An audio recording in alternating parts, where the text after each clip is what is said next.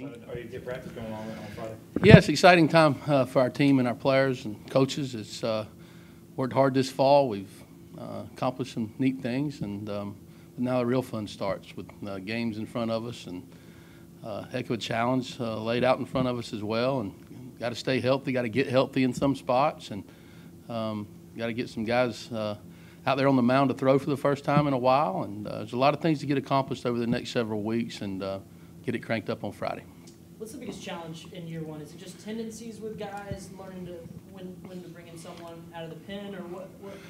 Well, I'm learning our players every day. I mean, and you can say you learn a lot about them in the fall or in practice, and you do learn to an extent, but until you see a different color uniform and another opponent and see how they react when the game's on the line,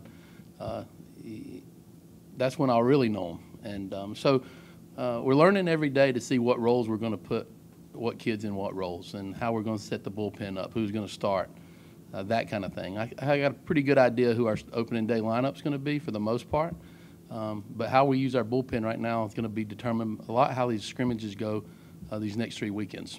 Let's just start there as far as the opening day lineup. Obviously, Bailey kind of carried the mail last year as far as the ace. Do you have an ace in mind as far as the pitching staff? Is that starting to take over a little bit? Yeah, you know, Evan Sisk has had a great fall, and he's healthy and done well and has had success in the past, and I think he's going to give us a chance to win any game he pitches in, as long as he stays healthy and competes and does what he's capable of doing. You know, Ocker's coming back from an injury, and I don't know how we're going to utilize him yet. His bullpens right now look really, really good. You know, there's been some guys that really pitch well this fall, but again, let's see how they do when the chips are down and there's another opponent in the other dugout. But right now, Evan's kind of leading that deal as far as pitching on Friday. If we played this Friday, he would get the ball. You know, but McClarty's also done well. Frischmuth has done well. Got a freshman named John Scott that's pitched really, really well that's factoring in, as well as some other guys. But the good thing about our pitching staff is I'd like to be deeper, but we are older in the bullpen. We have some seniors and some guys that have been around and have had some success. So feel good about the Carter Loves of the world. And Will Detweiler, I think, is going to contribute in a big way. Justin Baker's done well. And then you throw Ocker in the mix. That's some older guys at the end of the game. You saw this team from afar, obviously, the last couple of years. Have they been what you expected, better than you expected, not what you expected, what? Well, for me, they've been a joy to be around, okay? They've been great. They've given me as much energy as our staff has given them. They've made it a lot of fun. And you're supposed to have fun on a baseball field. I can tell you, I think I've had more fun than they've had, and they've had a lot of fun. It's been great. Now, there's a talented group of kids there that would play at most baseball programs across the country. We can pick it up on the infield. You know, Richter, Hart, and Manzo are as good as defensively as any kids that I've been around the last 4 or 5 years. They're good. They can pick it up. Now, how we're going to play as a team, how they're going to do offensively, how they're going to adjust to how we do things versus how things were done in the last couple of years, all those things are to be determined. But as far as ability, can run, throw, pick it up, those guys are a talented group. And I feel really good about our athleticism in the outfield as well. Chad, it's taken more time than usual to set this roster officially. Does that mean you don't have that many good players at the back end, or there's a tremendous amount of good players walking around this campus, or what? There's some competition. The 35-man roster will probably be determined, you know, the week of opening day. Just because I think it's fair to the kids to be able to compete in these 9 scrimmages or 10 scrimmages that we're going to have to kind of fight their way in there. You know, there's 10 or 11 guys fighting for 3 or 4 spots. So there's some competition there in those last, 3 or 4 spots. If they make the team, are those guys going to be in a prominent role?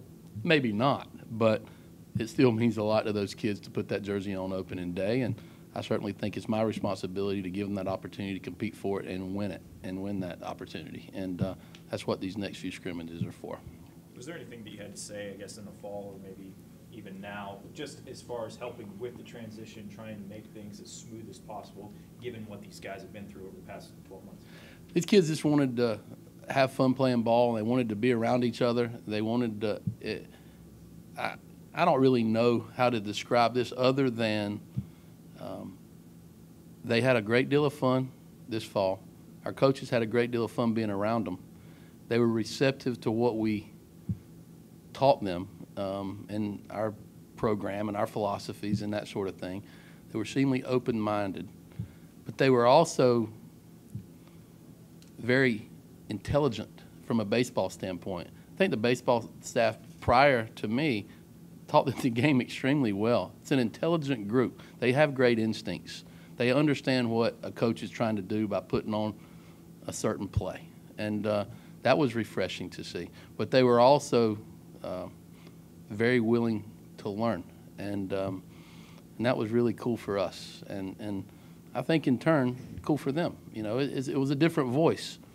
I don't know if my voice is any better than anybody else's, but it was a different voice, and they were certainly open, and that was neat for the coach to see. But it was also neat to watch them improve, and to see some kids that haven't played in the past that are going to get that opportunity to play this year. The Luke Morgans of the world, who I think is spectacular.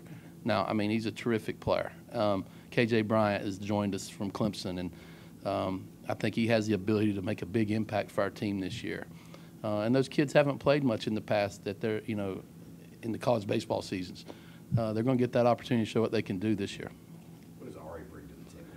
Ari's a very, very solid defender and getting better every day as a hitter. I think he's very good offensively, but at first base, he's as gifted as I've been around defensively. He reminds me of Kyle Martin, who I coached at South Carolina defensively. Very gifted. And that's important because those first basemen handle the ball a lot. I'm not one of these coaches that's going to put the best hitter at first base and hope for the best. I want a guy that can handle the ball at first. He can. And there's no doubt about that. He's going to be a big-time contributor to our team. I got 10 or 11. As we sit here right now, there's 10 or 11 guys I want to play opening day. As we know, can't play 10 or 11. But and you know, Joey Mundy's in the conversation to be in there, and he's done some really good things this fall, as well as Ari and Dixon and Clay Hunt. I mean, you got a number of guys that are fighting on that edge to get a few cracks, and it's going to be fun to watch that the next few weeks. I guess just how nice is it having a guy like Logan back? Well, Logan, I didn't even hear our preseason All-American, hadn't said a word about him. You know, he's I can tell you he's a special kid. He had a 4.0 GPA this fall. He's first-team preseason All-American because of his numbers from a year ago. He's kind of the guy everybody – all right, how's Logan? What's Logan doing? What's Logan think? And they all look to Logan because of his success. They looked at Dupree Hart because of the emotion that he plays with. And those two guys are extremely meaningful to our team. And, you know, how they go is going to probably determine by how much, you know, a little bit of the success we have, even though those two don't have to carry us, but they're in some ways the heart and soul of our team offensively. But there's some other guys that are chomping at the bit to be in that conversation, you know, like Luke Morgan. But Logan's terrific, great kid, great work ethic, high-character kid. Obviously, he's had great success, and hopefully we'll be able to protect him a little bit this year in the lineup, and so other teams won't be able to pitch around him as much. And if they do, I hope he'll be patient enough and take his walks and trust his teammate behind him, because I think his teammates behind him are pretty good as well.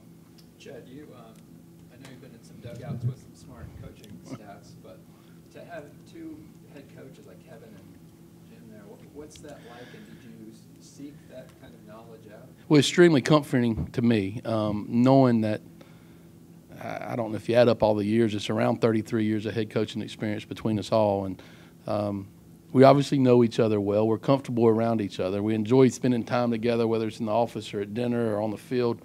There's a trust factor there that has been extremely energizing to me. And to know that if I need advice, if I want to lean on someone, that I have a wealth of experience to do so, and trust. I don't think there's a better offensive-minded guy in the country than Coach Nichols. You ask our players. I mean, he's terrific. I don't have to say much to our players about hitting. They are taught well. And Coach Tolman has an incredible amount of experience, from the way he coaches catchers to the way he's run a program to the way he runs a pitching staff. And that's something that I needed some advice in and needed some reassurance in, because, you know, at South Carolina, I relied on Jerry all the time. So And then Coach Dorton is an energizer bunny that's chomping at the bit to learn every day, who I think has got an incredible future in front of him, and also history of playing in this program. So I could not be happier with the coaches that I'm around every day. I think the world of them, their knowledge, their character, the loyalty they show me each and every day. It's been really, really neat to be around. And also the respect our players have for them. It's apparent each time you walk on that field that they're listening and trying to absorb each and everything our coaches tell them. This program's 3 years removed from a regional, 4 years removed from a super regional. Is this, I mean, obviously those are the expectations around it. Right. Is this how long will it be before this team is competing for championships? Well, I hope it's this year. I'm not going to be very patient. We want to do well right away. I would be disappointed if we're not competing for a championship in some way, shape, or form this year. That's our goal. That's what we're trying to do. That doesn't mean it's going to happen overnight or tomorrow. We got a lot of work to do. But anytime you're coaching at a program that's had the success this program's had, the tradition it has, the history just recently of playing in the NCAA tournament and being on the brink of the College World Series, we're trying to get back to that spot. We want to try to get back to that, a regional championship and have the opportunity to knock the door down and get to the College World Series. That's the goals and aspirations here. We won't be satisfied with a really good regular season and not being able to compete in the NCAA tournament. That's not what we're trying. We're trying to make it to the postseason, and I think our players understand that as well. Biggest difference, I guess, from last year into this year, or is baseball just baseball? That's a neat thing. I was kind of jumping into this thing wondering asking myself that same question, okay, what's going to be the biggest difference? Kids want to learn. Kids want to play. Baseball's baseball, playing the same sport. I'm at a different school, but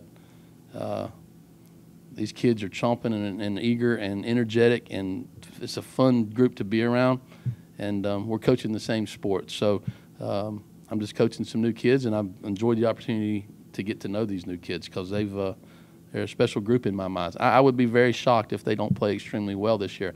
Now, again, we're going to have some ups and downs because we're not as deep as we want to be, but I'm pretty confident our team will be able to hold its own against every team that we play this season. I feel certain that they'll be able to do that as long as we stay healthy and stay together. I have no doubt in my mind that we have the talent to win our fair share.